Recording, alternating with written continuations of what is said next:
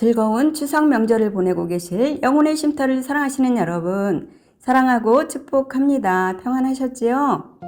오늘은 시편 37편 하나님이 개입하십니다 라는 말씀으로 은혜를 나누고자 합니다. 악을 행하는 자들 때문에 불평하지 말며 불의를 행하는 자들을 시기하지 말지어다 라고 시작하는 시편 37편은 인생을 오래 살아온 나이든 사람이 보고 겪었던 지혜를 말해주고 있는 시입니다. 우리는 하나님이 계시는데도 왜 세상이 이렇게 어지러운가 하며 의심하거나 번민하는 경우가 많습니다. 이런 생각은 당시 히브리인들에게도 마찬가지였던 것 같습니다. 그러나 길게 보면 여름날 잡초처럼 무성한 악의 세력이 끝내는 비참한 결말을 당할 뿐 아니라 결국에는 하나님의 심판대에서 영원한 죽음으로 들어가는 심판을 당하게 될 것입니다. 따라서 시편 37편의 앞부분에서 교훈하는 것은 악인들의 불의에 분노하거나 시기하지 말라는 것입니다. 분노와 시기는 이유 여하를 떠나 좋지 않는 결과를 초래하기 때문이에요. 그렇다면 어떻게 분노하지 않고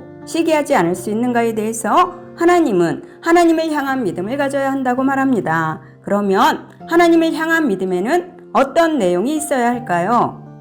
믿음의 사람이란 하나님을 신뢰하여 자신의 길을 맡기며 하나님을 기뻐하는 사람입니다. 이들에게는 속히 사라지거나 끊어지는 악인들의 운명과는 정반대로 지속적인 삶이 보장됩니다.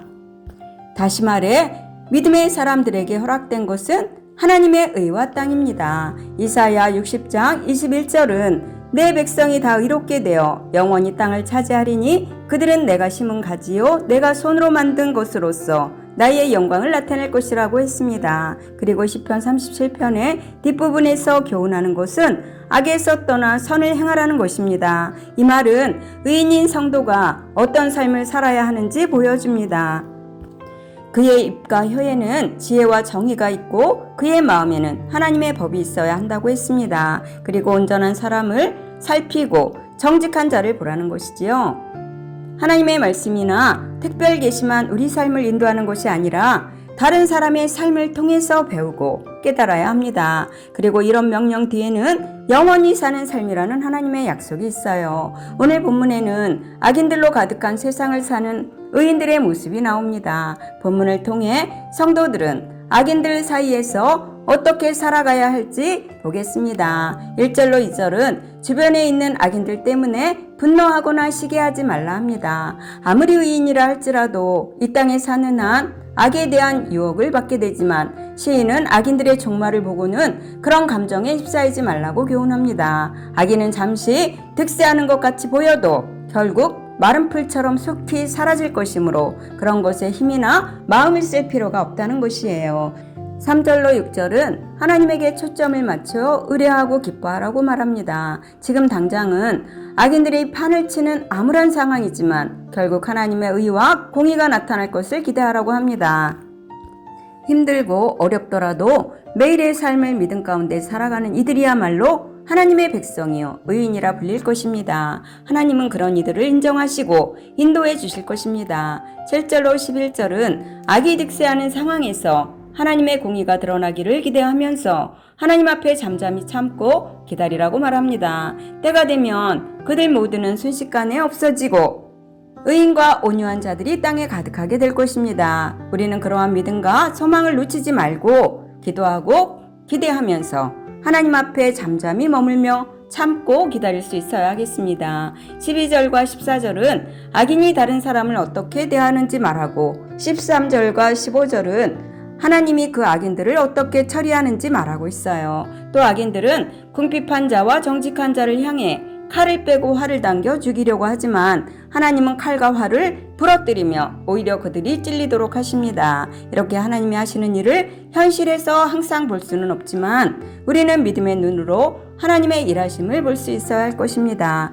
16절로 22절은 의인들의 풍요와 안전함과 구원과 형통함을 말합니다. 의인들은 악인들보다는 적게 가지고 있지만 그렇다고 의인이 느끼는 풍부함과 만족이 악인의 것보다 못하다고 할 수는 없습니다. 악인들이 저주를 받아 땅에서 끊어질 때도 의인들은 그 땅을 차지할 것입니다. 그래서 우리는 적은 소유를 가졌더라도 하나님의 은혜 안에서 나눌 수 있어야 하는 것입니다. 23절로 26절에서 하나님은 사람의 걸음을 정하시고 그의 길을 기뻐하십니다. 그는 때로는 넘어지지만 아주 엎드러지지 않는데 하나님이 그들을 든든하게 붙드시기 때문이에요. 그렇게 하나님이 붙드시는 사람은 의인과 의인의 자손이며 그들은 하나님의 은혜와 복에 기대어 종일 은혜를 베풀고 구워주는 일을 하기에 그들을 향한 하나님의 복도 끊어지지 않는다고 말합니다.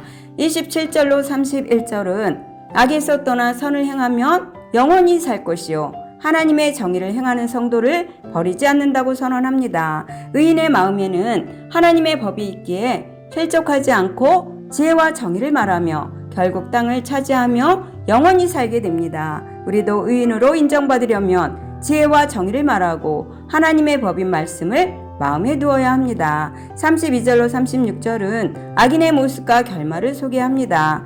악인은 틈만 나면 의인을 죽이려고 합니다. 그러면서도 현세에서 큰 세력을 과시하죠.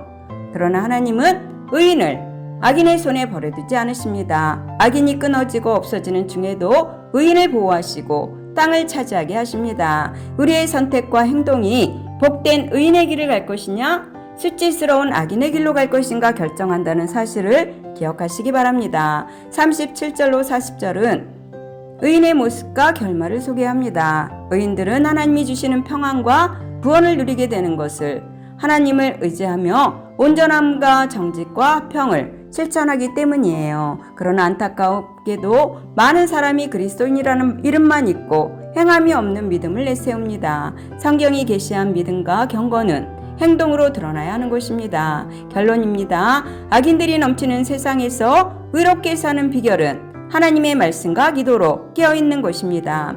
하나님의 말씀은 유혹으로부터 우리를 보호하는 성령의 검이며 기도는 우리를 의로운 길로 가게 하는 능력이 됩니다. 영혼의 쉼터를 사랑하시는 여러분 모두에게도 이러한 은혜가 임하시기를 예수님의 이름으로 축원합니다. 아멘. 감사합니다.